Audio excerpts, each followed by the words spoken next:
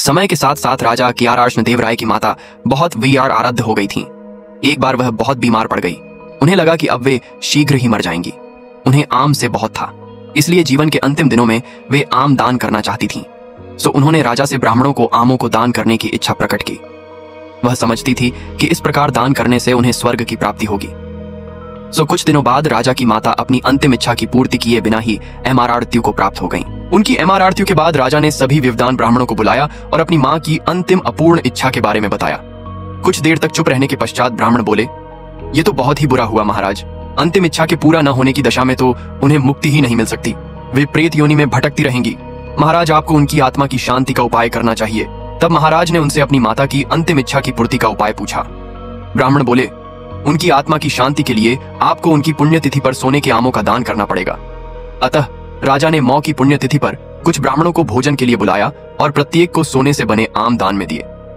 जब तेनालीराम को यह पता चला तो वह तुरंत समझ गया कि ब्राह्मण लोग राजा की सरलता तथा भोलेपन का उठा रहे हैं। सो उसने उन ब्राह्मणों को पाठ पढ़ाने की एक योजना बनाई। अगले दिन तेनालीराम ने ब्राह्मणों को निमंत्रण पत्र भेजा। उसमें लिखा था कि तेनालीराम भी अपनी माता की पुण्यतिथि पर दान करना चाहता है, क्योंकि वह भी अपनी एक अधूरी इच्छा लेकर मरी थी। जब से उसे पता चला है कि उसकी मां की अंतिम इच्छा पूरी न होने के कारण प्रेत योनि में भटक रही होंगी, वह बहुत ही दुखी है और चाहता है कि जल्दी उसकी मौ की आत्मा को शांति मिले। ब्राह्मणों ने सोचा कि तेनालीराम के घर से भी बहुत अधिक दान मिलेगा, क्योंकि वह शाही विदूषक है। सभी ब्राह्मण निश्चित दिन तेनालीराम के घर पहुंच गए। ब्राह्मणों को स्वादिष्ट भोजन परोसा गया। भोजन करने के पश्चात सभी दान मिलने की प्रतीक्षा करने लगे। तभी उन्होंने देखा कि तेनालीराम लोहे के सलाखों को आग में गर्म कर रहा है।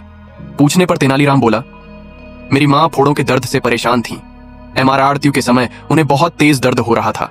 इससे पहले कि मैं गर्म सलाखों से उनकी सिकाई करता, वह मर चुकी थी। अब उनकी आत्मा की शांति के लिए मुझे आपके साथ वैसा ही करना पड़ेगा जैसे कि उनकी अंतिम इच्छा थी। यह सुनकर ब्राह्मण बौखला गए। वे वहां से तुरंत चले जाना चाहते थे। वे गुस्से में तेनालीराम से बोले कि हमें गर्म सलाखों से दागने पर तुम्हारी मौ की आत्मा को शांति मिलेगी? नहीं महाशय, मैं झूठ नहीं बोल रहा। यदि सोने के आम दान में देने से महाराज की मौ की आत्मा को स्वर्ग में शांति मिल सकती है, तो मैं अपनी मौ की अंतिम इच्छा क्यों नहीं पूरी कर सकता? यह सुनते ही सभी ब्राह्मण समझ गए कि तेनालीराम क्या कहना चाहता है। वह बोले, तेनालीराम, हमें क्षमा करो। हम वे सोने के आम तुम्हें दे देते हैं, बस तुम हमें जाने दो। तेनालीराम ने सोने के आम लेकर ब्राह्मणों को जाने दिया, परंतु एक लालची ब्राह्मण ने सारी बात राजा को जाकर बता दी। यह सुनकर राजा क्रोधित हो गए और उन्होंने तेनालीराम को बुलाया। वे बोले, तेनालीराम, यदि तुम्हें सोने के आम चाहिए थे तो मुझसे मौग लेते। तुम इतने लालची कैसे हो गए कि तुमने ब्राह्मणों से सोने के आम ले लिए? महाराज, मैं लालची नहीं हूँ, अपितु मैं तो उनकी लालच की प्रबल आराधना को रोक रहा था।